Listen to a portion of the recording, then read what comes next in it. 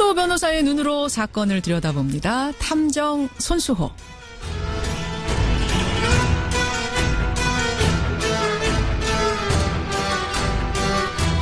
우리 사회에 관심을 끄는 사건들을 보다 자세히 들여다보는 시간이죠. 탐정 손수호. 오늘도 손수호 변호사 나오셨습니다. 어서 오십시오. 네, 안녕하세요. 요즘 참 사건 사고는 많은데 네. 방송 주제 잡는 건 그렇게 어려우시다면서요. 그렇습니다. 사고는 많고 사건도 많은데 예. 그중에 좀 이야기거리가 될 만한 예. 그리고 또 좀 가치가 있고 가치가 좀 더 있는 이야기 고르는 게 쉬운 건 아닌 것 같아요. 쉬운 건 아니에요. 근데 탐정 손수호 코너가 갈수록 주목을 많이 받고 있어서 부담스러우실 것 같아요. 손 변호사님. 네. 그렇게 어렵게 고르고 골라서 오늘 가지고 오신 사건 어떤 겁니까? 네. 경제 사건은 처음이죠. 그러네요. 네, 오늘은 가상화폐 사기 사건을 다루겠습니다. 가상화폐? 가상화폐라면은 저는 비트코인 아는데 그런 거예요. 네, 그렇습니다. 비슷하죠. 지폐나 주화, 예. 동전이나 이런 그 실물이 없이요. 인터넷상으로 거래되기 때문에 가상화폐라고 부르는데요. 네. 좀 전에 말씀하신 비트코인이 대표적입니다. 그런데 그것만 있는 게 아니고요. 대쉬, 라이트코인, 퀀텀, 모네로 굉장히 많아요. 그리고 또 두 번째로 많이 거래되는 가상화폐가 바로 이더리움인데요. 비트코인 다음이 이더리움. 네네. 이더리움 들어봤네요. 이더리움. 예. 네. 이더리움이 오늘 사건에 등장합니다. 사실은 좀 어려운 주제예요. 생소한 주제라서 최대한 쉽게 좀 손탐정님 설명해 주시고요. 어떤 사건이에요? 네. 사실 이 사건을 파악하기 위해서는요. 가상화폐가 뭔지부터 알아야 됩니다. 조금 더 정확하게. 네. 예. 가상화폐는 전자화폐입니다. 이용자 사이의 약속과 규칙의 기초에서 가치가 매겨지는데요. 예를 들어볼까요? 치킨 한 마리를 먹고 싶습니다. 예. 제가 주문을 해요. 그러면서 치킨 한 마리를 사고 싶다. 치킨을 내가 받으면 1비트코인 하나, 예. 1비트코인을 주겠다라고 이렇게 매매 계약이 체결됩니다.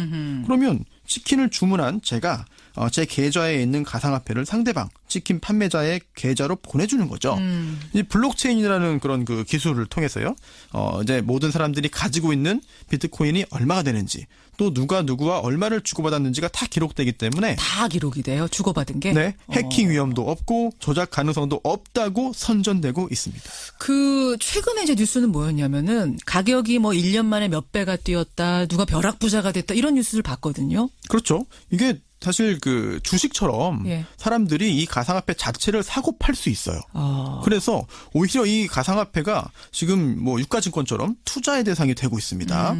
심지어 2009년에 1비트코인이 2원, 20원도 아니고 2009년이면 이제 비트코인이라는 게 가상화폐라는 게 처음 만들어졌을 때잖아요. 네. 그때 1비트가 2원이었어요. 네, 그때 7만 비트코인을 매수한 사람이 있다고 합니다. 예. 그런데 그게 올해 300억 원 가치가 됐다. 라는 그런 글이 올라오면서 큰 화제를 모으기도 했습니다. 300억 원이 됐다. 그렇죠. 네. 그래요. 이런 것까지. 그럼 2원일 때 7만 비트면 14만 원어치 샀는데 네. 그게 300억 원이 됐다. 그렇죠. 이게 이제 사실인지 아닌지는 확인은 안 됩니다. 지금 모르는데 이런 글들이 돌아다녔어요. 계속 올라오고 있어요. 그리고 사실상 불가능한 얘기는 아니네요. 진짜로 그때 사놨었으면. 그렇습니다. 그렇죠. 네.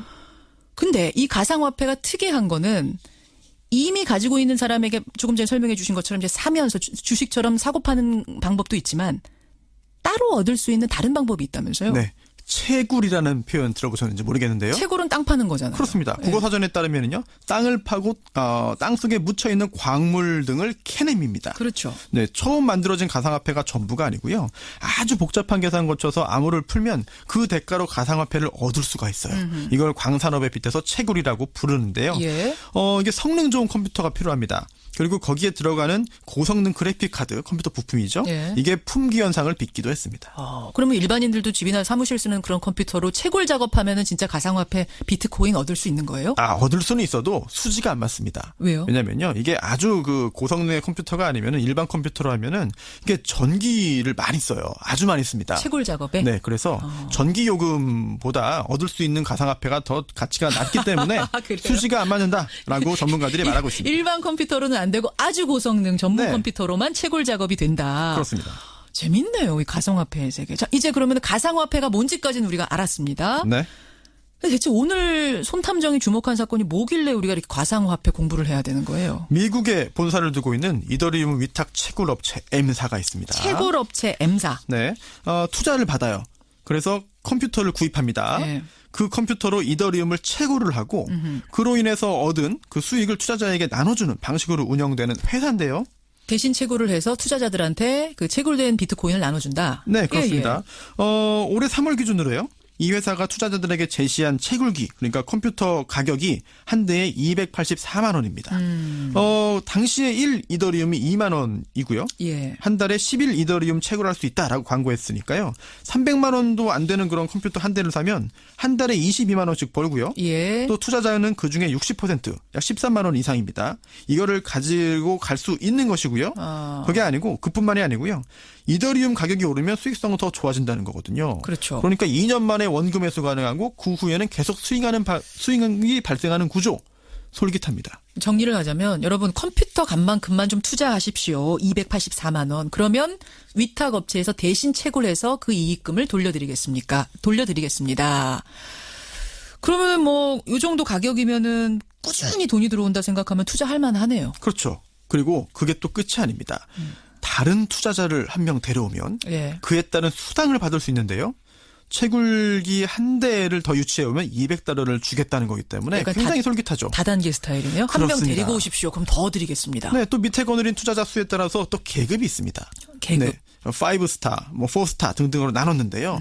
얼핏 보기에도 이게 참 굉장히 전형적인 다단계 그런 그러네요. 방식이에요. 네, 등급도 있으니까. 네, 하지만 그 대부분의 투자자가 그에 대한 문제의식을 갖지 못하고 다른 투자자를 끌어오기 위해 노력을 했습니다. 예. 3월 기준으로 이제 1 이더리움에 2만 원이었는데요. 예. 두 달 후인 5월에 28만 원으로 14배나 급등합니다. 그러니까 비트코인은 1 비트코인 이렇게 얘기하고 이더리움은 1 이더리움 이렇게 얘기하는군요. 그렇습니다. 0.5, 0.1 예. 이렇게도 말하고요. 예, 예. 이렇게 투자자들이 뭐 결국 돈을 막 끌어모아서 채굴기 숫자를 늘리려고 했던 게 이해가 되는 그런 급등이죠.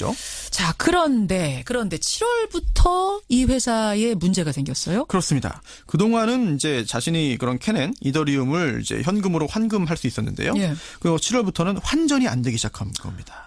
이더리움 내가 가지고 있는 거를 현금화를 해야 그게 실제 네. 돈이 되는 건데. 그렇죠. 7월부터 갑자기 환전 서비스가 중단? 네, 그뿐만 아니고요. 이 채굴기가 실제로 존재하는지조차 불분명해졌는데요. 포스타였던 한 투자 강사가 예. 이런 말을 했습니다. 원래 뭐라고요? 서울 목동 KT IDC 센터에 1,500대 가량의 채굴기가 있다라고 하면서 투자를 유치해서 본인이 포스타 등급에 오른 거죠. 예. 돈도 많이 벌고 포스트하면은 그 투자 굉장히 많이 한 거잖아요. 1,000대 이상 확보하면 됩니다. 그런데 8월에 확인해 보니까 이게 사실이 아니었던 거고요. 그 후에 이제 그 채굴기 이 포스타 투자 강사가 이렇게 말을 바꿉니다. 뭐라고요? 채굴기를 확인했더니 예. 충남 천안과 파주에 2만 대가 있다. 라고 말을 했는데 이거 역시 확인이 되지 않았고요. 그리고 또 9월에는요. 예. 투자자 세미나에서 이제 그 피해자 대책 감사위원장이라는 사람이 회사가 투자자금을 빼돌리기 때문에 지금 채굴 자체가 안 되고 있다라고 주장을 합니다. 예. 결국 이 포스타 투자 강사는 투자자들이 뭐 항의하자 연락을 끊고 잠적해버립니다. 잠적해버렸어요. 네, 투자자가 이 주변 인물과 포스타 강사를 사기 등으로 고소를 하고요. 피해액이 알려진 것만 15억 원이에요. 15억 네, 원. 그런데 이게 끝이 아닐 것 같습니다. 피해자들에 따르면은요, 예, 이런 예. 포스타급 사업자가 전국에 수십 명이 있다. 그러니까 포스타가 됐다는 얘기는 그만큼 많은 사람들을 다단계로 거느리고 있다는 거니까. 1,000대 이상이니까요. 그렇죠. 최소. 그렇기 때문에 전체 피해 금액은 1,900원 가량으로 추산된다라고 피해자들이 주장하고 있습니다. 1,900억 원의 피해 규모가 될 거다. 이거는 그럼 이거 조사하면 할수록 더 큰 사건이 될 가능성이 있는데. 그럴 수 있죠. 미국 본사는 뭐라 그래요? 네, 본사. 홈페이지에 해명글을 올렸습니다. 예. 현재 채굴기가 총 6,000대다. 예. 그리고 충격적이게도 8월 이후에 홈페이지에 뜬 채굴량은 한국에 있는 운영위원들이 조작한 것이다. 라고 말을 했습니다. 결국 한국에서는 채굴기를 아예 구입하지도 않았거나 예. 또는 구입했더라도 아주 적은 양이었을 것으로 추정되는 상황입니다. 와, 그러면은 한국 같은 경우에는 채굴기를 뭐 거의 없는 상태에서 계속 회원만 모집해왔다는 거예요. 그럴 가능성이 있는 거죠. 야, 이게 참 보통 사건이 아니네요. 자, 이 이더리움 사기 사건, 이 사건에서 손수호 탐정이 주목한 첫 번째 포인트 뭡니까? 과연 가상화폐를 믿을 수 있겠는가? 가상화폐 자체의 신뢰도를 지금 의심하시는 거예요? 그렇습니다. 일단 이더리움 같은 경우에도요. 1 이더리움에 365달러에서 13달러로 순식간에 96% 폭락한 적이 있습니다. 그래요. 물론 오르기도 하지만 굉장히 크게 내릴 수도 있다는 것이고요. 변동폭이 굉장히 크다는 거예요. 가상화폐 자체가. 네, 또 전산망과 프로그램에 기반한 것이기 때문에 예. 큰 악재가 발생하면 이게 정말 가치가 0에 가까워질 수도 있고요. 또 거래 자체도 불가능해집니다. 이런 문제들이 주식시장과 달리 투자자 보호 수단도 없기 때문에 예. 언제든 투자금 전액을 날릴 위험이 있는 거죠. 그 위험성을 사실 알고 투자를 하셔야 되는데 대부분이 모르고 투자하신다는 거. 그렇죠. 가상화폐 얘기할 때마다 나오는 게 네. 튤립 파동 사례 아닙니까? 네, 17세기 네덜란드에서 실제로 있었던 튤립 파동입니다. 예. 당시에 튤립 투자 열풍이 불었죠. 그래서 튤립 한 뿌리가 집 한 채보다 비싸지기도 했습니다. 그래요. 그러다가 어느 순간 갑자기 가격이 무너지면서요. 마지막에 투자한 사람들은 엄청난 손해를 입었죠. 이걸 속칭 상투 잡았다라는 표현도 쓰기도 하죠. 그렇죠. 네. 전문가들은 그런데 이 가상화폐가 튤립보다 더 위험할 수 있다고 말합니다. 더 위험하다고요? 왜냐하면 당시에는 그래도 그 가치가 높진 않아도 튤립 뿌리라도 있었죠. 튤립 뿌리라도 있었죠. 네. 근데 예. 가상화폐는 실물이 아예 없습니다. 그만큼 가상화폐 투자는 신중해야 한다는 것이죠. 신중해야 한다. 그러니까 가상화폐 자체가 사기다 이건 아닙니다. 아까 그 사건 이제 가상화폐를 이용해서 사기를 친 거지 가상화폐 자체가 사기는 아니지만 투자에 상당히 신중해야 된다는 것만은 분명하단 말씀. 그렇습니다. 두 번째 포인트.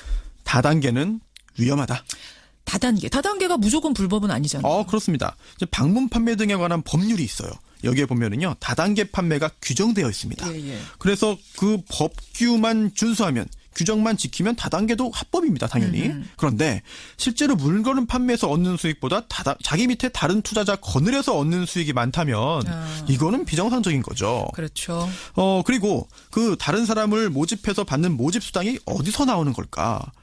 다른 투자자의 주머니에서 나올 수밖에 없습니다. 그렇죠. 신규 투자자가 늘면 유지될 수 있지만 그거는 불가능하거든요. 끊임없이 무한대로 계속 신규 투자자가 는다. 이거는 사실은 희망사항이죠. 어느 순간 그칠 수밖에 없습니다. 네. 결국은 무너질 수밖에 없는 구조이고 이거를 사기에 활용하는 사람들도 어느 순간까지 몸집을 불린 다음에 그걸 가지고 도망갈 생각을 하는 경우가 많습니다. 우리 유명한 사건 알잖아요. 조이팔 사기 사건 같은 그렇습니다. 거. 전형적인 다단계 아닙니까? 그렇습니다. 또 제가 직접 다른 사건 중에도 이런 사건들이 유사한 게 많이 있고요.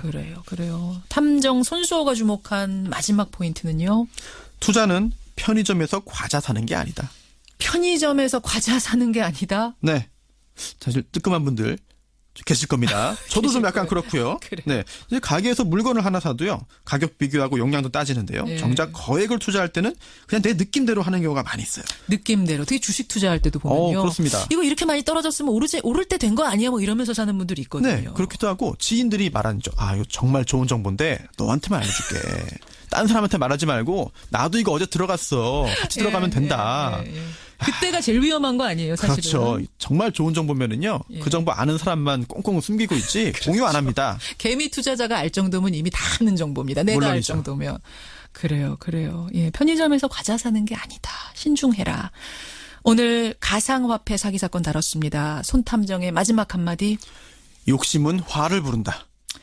욕심은 화를 부른다. 이게 가상화폐라는 새로운 개념이 오늘 사건에 등장했지만 예, 따지고 예. 보면은요 아주 전형적인 수십 년간 많이 봤던 사기 수법이에요. 그러니까 수단만 가상화폐라는 새로운 것일 뿐이지. 네. 예. 최근에 이제 식용곤충 투자 사건.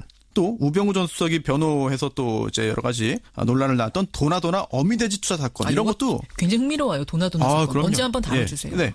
이게 비슷해요. 다만 새롭고 뭔가 신선한 소재가 등장하는 거지. 따지고 보면은 다 이제 똑같은 수법입니다. 예.